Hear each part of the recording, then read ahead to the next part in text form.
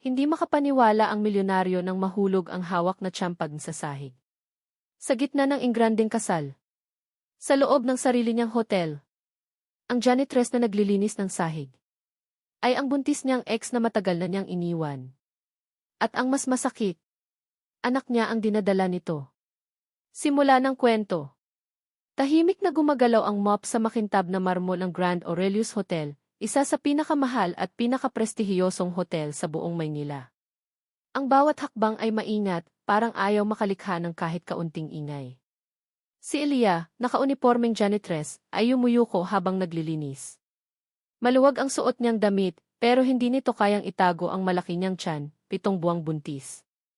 Habang ang buong hotel ay puno ng bulungan, halakhakan, at tunog ng mga baso ng tiyampag, si Elia ay parang multong walang nakakapansin. Pero sa loob-loob niya, bawat tunog ay sugat. Dahil ang kasalang ito ay hindi basta kasal. Ito ay kasal ng lalaking minsan niyang minahal ng buong puso. Si Adrian Monteverde. Then lalaki ay likod ng lahat.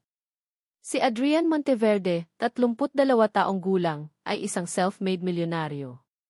Isa ng Monteverde Group, Real Estate, Hotels, at Luxury Resorts. Gwapo, matalino at kinaiinggitan ng lahat. Ngayong gabi, ikakasal siya sa sikat na socialite na si Bianca Valdez, isang babaeng galing sa makapangyarihang pamilya.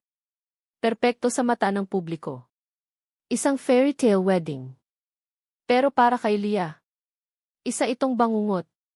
Flashback, noong sila iwi. 5 taon ang nakalipas. Hindi milyonaryo si Adrian noon. Isa lamang siyang ambisyosong negosyante na nagsisimula pa lang. At si Elia, isang simpleng babae na nagtatrabaho sa isang maliit na cafe. Nagkakilala sila sa ulan. Literal. Nabasag ang payong ni Adrian at inalok siya ni Elia na makisilong. Mula roon, nagsimula ang lahat. Walang yaman. Walang impluwensya. Puro pangarap lang. At pagmamahal. Gis pangako. Kapag yumaman ako, sabi ni Adrian noon habang magkahawak ang kamay nila. Ikaw ang una kong papakasalan. Ngumiti si Lia. Hindi dahil sa pangako ng yaman, kundi dahil sa pangako ng habang buhay. Pagbabago. Ngunit nagbago ang lahat nang magsimulang umangat si Adrian. Mga investor. Mga meeting. Mga party na hindi na niya sinasama si Lia. Hanggang isang araw. Hindi na siya umuwi. Paghiwalay. Hindi na tayo bagay, malamig na sabi ni Adrian sa loob ng isang mamahaling restaurant. Nanginginig ang kamay ni Elia habang hawak ang baso ng tubig. Bakit? Tahimik si Adrian sandali. Saka tumingin sa paligid, parang nahihiya. Iba na ang mundo ko ngayon. Hindi niya sinabi ang totoo. Na nahihiya na siya kay Lia. Lihim. Ilang linggo matapos ang hiwalayan, nalaman ni Elia ang katotohanan.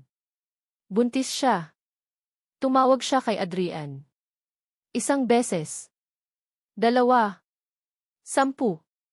Walang sagot. Nagpunta siya sa opisina. Hindi siya pinapasok. 1 mensahe lang ang natanggap niya.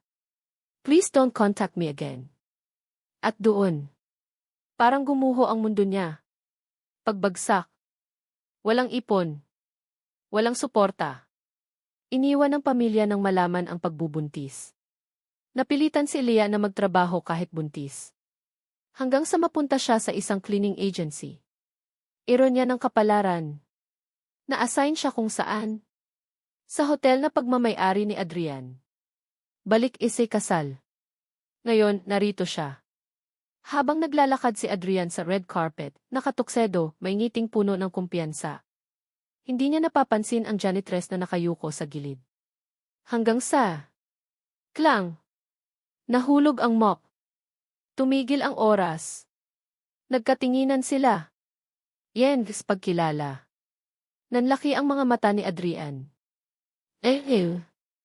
Leia. Namutla siya.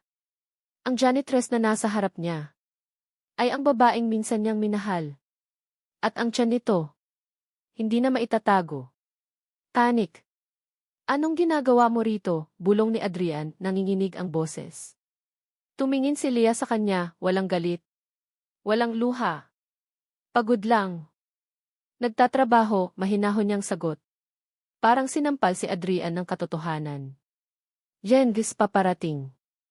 Sa likod ni Adrian, paparating si Bianca, ang bride, nakasuot ng mamahaling gown, may ngiting hindi pa alam ang paparating na trahedya. At si Elia. Tahimik na kinuha ang mop.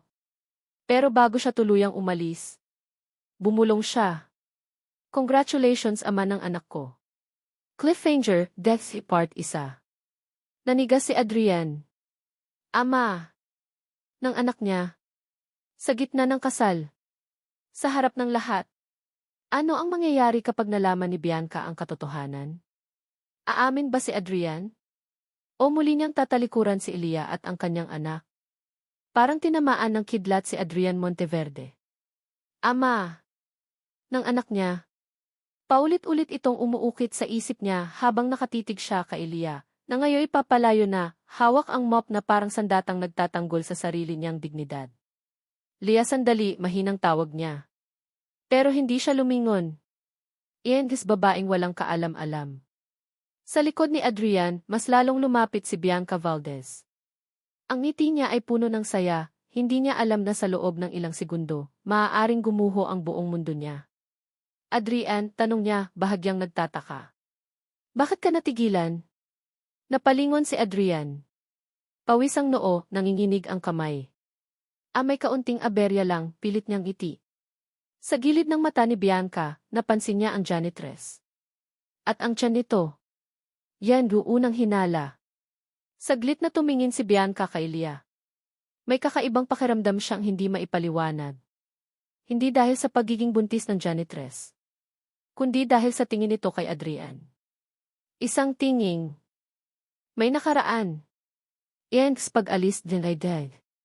Samantala, mabilis na naglakad si Leah patungo sa service hallway.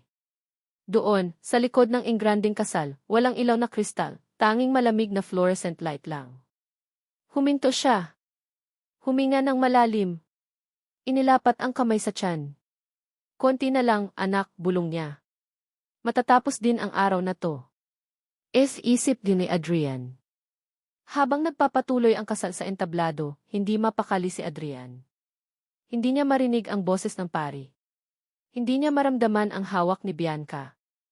Isang mukha lang ang nasa isip niya. Si Elia.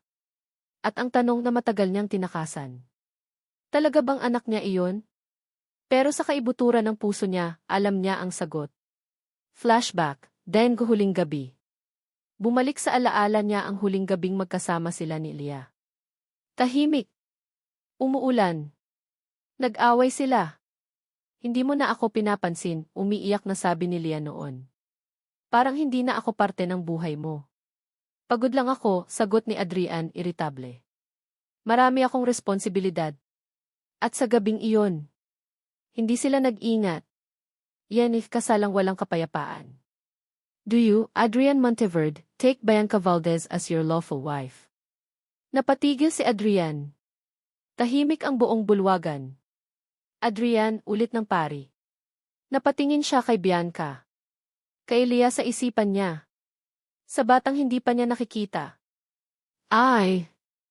Isdo, mahina niyang sagot. Palakpakan ang lahat. Pero sa dibdib niya, may bumigay. Reception in Laflihim. Sa reception, mas ingrande pa ang lahat. Champagne Tower. Live Orchestra. Mga negosyante at politiko. Si Elia ay nasa likod, naglilinis ng natapong alak. Biglang may tumapik sa balikat niya. Excuse me. Lumingon siya. Si Bianca. Yan, unang pag-uusap. Okay ka lang ba? Tanong ni Bianca, pilit na magalang. Kanina ka pa kasi nanginginig. Saglit na nag-isip si Elia. Hindi siya dapat makipag-usap. Opo, ma'am, sagot niya. Pagod lang po. Tumingin si Bianca sa tiyan niya. Ilang buwan na, biglang tanong. 7 buwan po. Nanlaki ang mata ni Bianca. 7 buwan, bulong niya. Ang bilis naman ni. May kakaibang katahimikan sa pagitan nila. Engo halos pagkabunyag. Biglang dumating si Adrian. Bianca, agad niyang sabi, medyo kinakabahan. Kailangan ka ng mama mo. Napatingin si Bianca sa kanya. At napansin niya ang takot sa mata nito. Okay, sagot niya, pero bago umalis, muling tumingin kay Elia. Parang may nabuo ng duda. Lenny decision and Adrian. Kinagabihan, sa loob ng opisina niya sa hotel, nakaupo si Adrian mag-isa. Tinanggal ang necktie. Napaupo sa sofa. Hindi na niya kayang takasan. Kinuha niya ang phone. Tinawagan ang cleaning agency. Pakiibigay ang contact ng janitress na naka-assign kanina sa ballroom, utos niya. Tawag. Habang naglalakad pa uwi sa maliit na inuupahan niyang kwarto, tumunog ang phone ni Elia. Unknown number. Saglit siyang nag-atubili. Saka sinagot. Hello. Lia, ako to, pamilyar na boses. Tumahimik siya. Bakit ka tumatawag? Malamig niyang tanong. Kailangan nating mag-usap, sabi ni Adrian. Tungkol sa bata. Napapikit si Elia. Wala kang karapatang. Please, putol ni Adrian. Kahit para lang makasigurado ako. Galit kaya matagal pinigilan. Huminto si Elia sa paglalakad. Ngayon mo lang naisip yan, nanginginig ang boses niya. Noong tinawagan kita ng paulit-ulit, nasaan ka? Tahimik si Adrian. Magkita tayo bukas, sabi niya. Sa cafe sa kanto ng Rizal Street. 1-0 Jav. Walang sagot si Elia. Lia, para sa bata, dagdag niya. Matagal ang katahimikan. Sige, mahina niyang sagot. Pero pagkatapos nito, huwag mo na kaming guluhin. Gabing puno ng lihim. Sa kabilang banda, nasa bridal suite si Bianca. Hindi siya makatulog. Paulit-ulit sa isip niya ang mukha ng janitress. At ang tiyan nito. At ang reaksyon ni Adrian. May mali. Kinuha niya ang phone. Tinawagan ang private assistant niya. Pakisiyasat ang janitress na nakita mo kanina, malamig niyang utos. Gusto kong malaman ang lahat. Umagang dalang singil ng nakaraan. Maaga pa lang, gising na si Lia. Tahimik ang maliit niyang inuupahang kwarto. May lamat ang kisame, may tumutulong gripo sa banyo, at ang bintana itanaw ang abalang kalsada ng Maynila. Inilapat niya ang kamay sa tiyan. Kaya natin to, bulong niya sa sarili. Para sa'yo. Hindi niya alam kung bakit siya pumayag na makipagkita kay Adrian. Marahil para tuluyan ng isara ang sugat. O marahil para ipaglaban ang anak niya. Tagpuan. Eksaktong 10 oras dumating si Elia sa maliit na cafe sa Rizal Street. Simple lang ang lugar. Walang ingranding ilaw. Walang mamahaling upuan. Ito ang cafe kung saan dati silang madalas pumunta. Noong wala pang milyonaryo. Noong totoo pa ang lahat.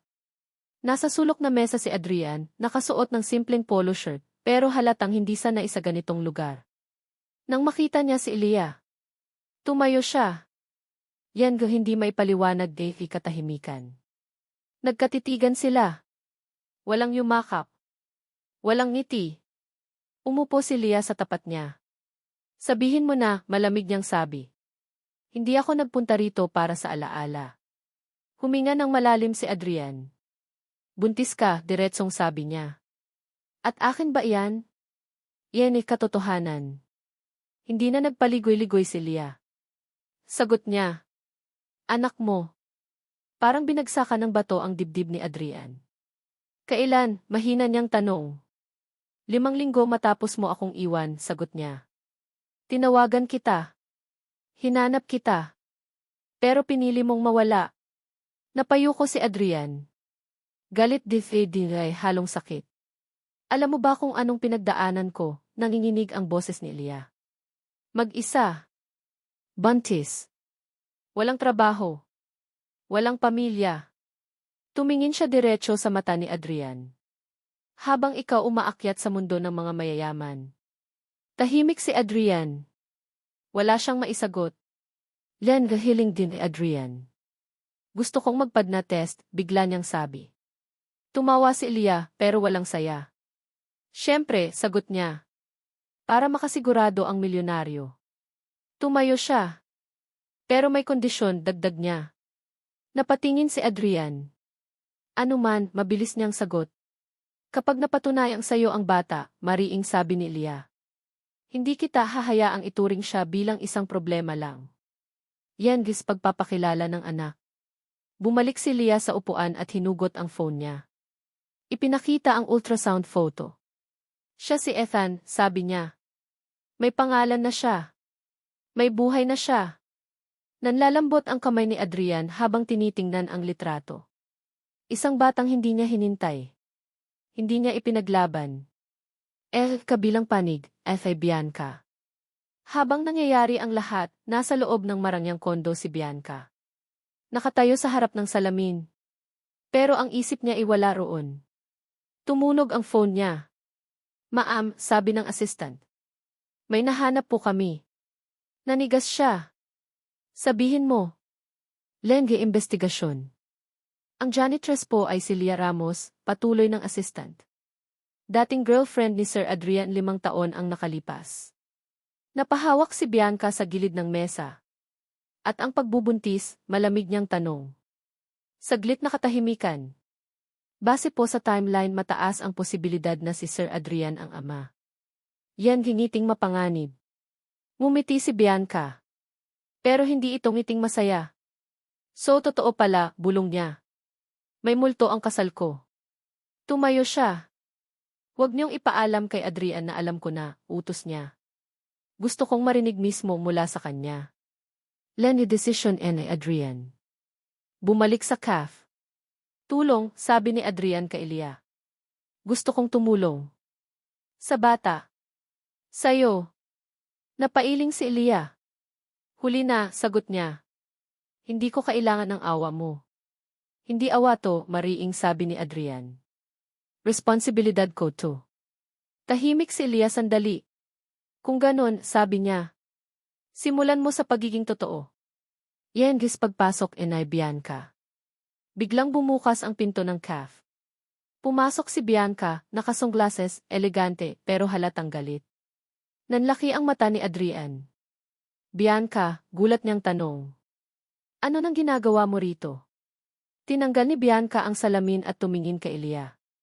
So ikaw pala, malamig niyang sabi. Ang dahilan. Yan go hindi maiiwasang pagtatagpo. Tumayo si Elia, handang umalis. Hindi ako ang dahilan, mahinahon niyang sabi. Ang kasinungalingan niya. Tumingin si Bianca kay Adrian. Totoo ba, mariing tanong niya. Sa'yo ba ang batang dinadala niya? Nanginginig si Adrian. Hindi na siya makakaiwas. Yan ikapal ng hangin. Tumigil ang lahat sa CAF. 3 tao. 3 puso, puno ng takot, galit at pagtataka. Si Adrian, nanginginig sa loob, hindi alam kung saan manigarilyo ang kamay. Si Elia, mata mo'y matatag, pero ang puso ay tumitibok sa takot. Si Bianca, matay matalim, parang handang pasabugin ang bawat lihim. Lenny first confrontation. Adrian, ano to? Malamig na sabi ni Bianca. Bakit mo hinayaan na may buntis na dating girlfriend mo sa kanto ng CAF?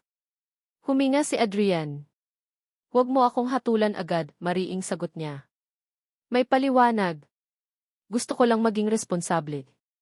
Responsible, sigaw ni Bianca. Ang ginawa mo ay kasalanan sa akin, sa amin. Iyan gis paglabas ng katotohanan. Tumayo si Elia, walang halong takot. Hindi siya ang may kasalanan dito, mahinahon niyang sabi. Siya ang ama ng anak ko. Pero matagal na siyang nanahimik. At hindi ako ang maghihintay ng awa. Pinilit niya akong maging malakas. Nanlaki ang mga mata ni Bianca. Hindi niya alam kung hihigitan ba ang galit niya o ang takot sa kanyang sariling mundo na biglang nagugulo. Iyan gas paggalaw ng emosyon. Huminga si Adrian ng malalim. Tama si Elia, mahina niyang sabi. Anak ko siya at hindi ko hahayaan na mawalan siya ng ama. Tumigil si Bianca. Tumigil siya sa lahat ng kilos niya. Anak mo, tanong niya, halos bulong. Ethan? Tumango si Adrian. Matinding katahimikan ang pumuno sa CAF. Elvil salita ng pagpapatawad. Hindi kita hinahanap para patawarin ka, sabi ni Elia. Gusto ko lang ng katotohanan para sa bata namin. Para sa sarili ko. Huminga si Adrian. Salamat, sagot niya. Salamat sa pagiging matatag. Salamat sa pagdadala ng anak ko ng ligtas. Lenggu pulsating galit ng Bianca. Ngunit si Bianca ay hindi makagalaw sa galit. Ang puso niya ay tila baga pinaghalong awa at selos. Hindi ko ito matanggap, sabi niya. Hindi ko kayang maging pangalawang plano. Huminga si Adrian. Hindi ito plano. Hindi ito pinili. Ito ang katotohanan. Lenny decision ni Adrian. Napatingin si Adrian kay Elia. Kung hihilingin mo, ipapaayos ko lahat. Edukasyon, tirahan, lahat para sa iyo at sa bata. Tumango si Elia. Hindi ko kailangan ng material na bagay. Kailangan ko lang ng katotohanan at respeto. Yan ay kasamaan ng takdang panahon. Ngunit sa gilid ng cafe, si Bianca ay nagulat nang tawagan siya ng assistant. Ma'am, may paparating na impormasyon tungkol sa janitress. Maaari pong kailanganin mo itong makita kaagad. Napahinto si Bianca. Ang mukha niya ay nagbago, ngiti ay napalitan ng malamig at mas delikadong ekspresyon. Yan biglang revelation. 2 minuto lang, dumating ang assistant. Ma'am, nahanap po namin ang medical record ni Elia. May dokumento po rito na nagpapatunay na may illegal claim ang bata sa paternity ni Sir Adrian. Tumindig si Bianca. Halos bumagsak ang mundo niya sa katotohanan. Ang ngiti ay pinalitan ng mapanirang galit. Pag-uusad ng planong mapanganib. Si Bianca, sa loob ng sarili niyang ulo, nag-isip ng paraan. Papasok siya sa buhay ni Elia at Ethan bilang key protector para palakihin ang tensyon. Pipilitin niyang sirain ang relasyon ni Adrian at Leah bago pa man magsimula. At gagamitin ang kapangyarihan niya bilang bride sa social circle upang ihumiliate si Elia. Lena decision FID. Hindi alam ni Elia ang plano ni Bianca. Ngunit alam niya ang isa. Kailangan niyang protektahan ang sarili at ang anak. Kailangan niyang gumawa ng desisyon, manindigan o lumayo. Anak ko ang pinakamahalaga, bulong niya sa sarili. Hindi siya magiging laruan ng sinuman. Simula ng konklusyon. Matinding katahimikan sa loob ng cafe. 3 tao, 3 puso, 3 intensyon. Si Adrian, nangangamba ngunit determinado na harapin ang katotohanan. Si Elia, matatag, protektado ang anak, handang labanan ang anumang hamon. Si Bianca, mata ay naglalagablab, isip punong-puno ng plano, handang sirain ang lahat. Ngunit sa loob ni Adrian, alam niya may kailangan siyang tapusin bago dumating ang gulo. Yengs paghaharap. Bianca, kailangan nating mag-usap, mariing sabi ni Adrian. Totoo ang lahat. At handa akong ayusin ang responsibilidad ko para sa anak ko. Tumango si Elia, ngunit tahimik. Handang pakinggan. Ngunit bawat galaw niya ay parang bantayog ng sariling desisyon. Si Bianca ay tumayo, pinapansin ang bawat salita. Handa ka ba talagang ipakita kung sino ka talaga, Adrian? O susuko ka lang sa dating kasinungalingan mo? Matinding tanong. Damdamin. Tumigil si Adrian sandali, huminga ng malalim. Hindi ko kailangan ng palakasan ng salita, sabi niya. Ang mahalaga ngayon ay ang anak natin. Napatingin si Leah sa kanyang mata. Sa unang pagkakataon, naramdaman niya ang kabuuan ng sincerity ni Adrian, hindi dahil sa pera o ego, kundi dahil sa pagmamahal at responsibilidad. Si Bianca ay nanatiling tahimik. Ngunit alam niyang nalalaglag ang kontrol sa sitwasyon. Lena decision FID. Lumingon si Leah, huminga ng malalim at mariing sinabi. Anak ko ang pinakamahalaga. Kung talagang handa ka, Adrian, hindi lang sa salita kailangan patunayan mo. Tumango si Adrian. Gagawin ko, mariing sagot niya. At simula ngayon, wala nang pagtatago. Hindi na tayo tatakbo. Pagkikilala ng baby anak. Kinuha ni Adrian ang kamay ni Elia at dahan-dahang nilapat ang isa niyang kamay sa tiyan ng babae. Ethan ay akin. At pangako ko sa'yo magiging ligtas ka at hindi ka kailanman mag-iisa. Humiga si Leah sa mesa ng sandali, nanginginig sa emosyon. Salamat, bulong niya. At sa unang pagkakataon, nagkaroon ng katahimikan, walang galit, walang away, tanging katotohanan at pagmamahal. Yan yung highest drama, Bianca. Ngunit hindi natapos ang drama. Hindi ko ito matatanggap ng ganito lang, sigaw ni Bianca. Ang mukha niya ay puno ng galit at pagkabigla. Hindi mo ako pipiliin. Ngunit si Adrian ay tahimik. Kaya mong umalis, Bianca. Pero ito ang buhay ko at ito ang tama para sa anak ko at kay Elia. Tumitig si Bianca sandali, naramdaman ang bigat ng katotohanan. At sa loob ng sarili niya, alam niyang hindi na siya makakontrol sa kwento ng iba. Epilogo. Ilang buwan ang lumipas. Si Adrian, matatag, responsable, at mas masaya sa pagiging ama. Si Elia, lumakas, protektado ang anak, at natutunan ang kahalagahan ng sariling dignidad. Si Ethan, lumalaki na may pagmamahal ng ama at ina. Si Bianca, natutunan ang limits ng ego at kapangyarihan, at napilitan na tanggapin ang katotohanan. Sa huli, ang kasal ni Adrian at Bianca ay nagbukas ng pinto sa isang mas malaking aral. Hindi lahat ng yaman o status ang makakabuo ng tunay na pamilya. Ang pagmamahal, katotohanan, at responsibilidad, iyon ang tunay na kayamanan. Final line. Sa isang tahimik na hapon, habang naglalaro si Ethan sa bakura ng Monteverde Mansion, nagtitigan si Adrian at Leia. Walang salita. Walang kasinungalingan. Tanging ngiti at pangako ng bagong simula. At sa wakas ang sugat ng nakaraan ay unti-unting gumaling.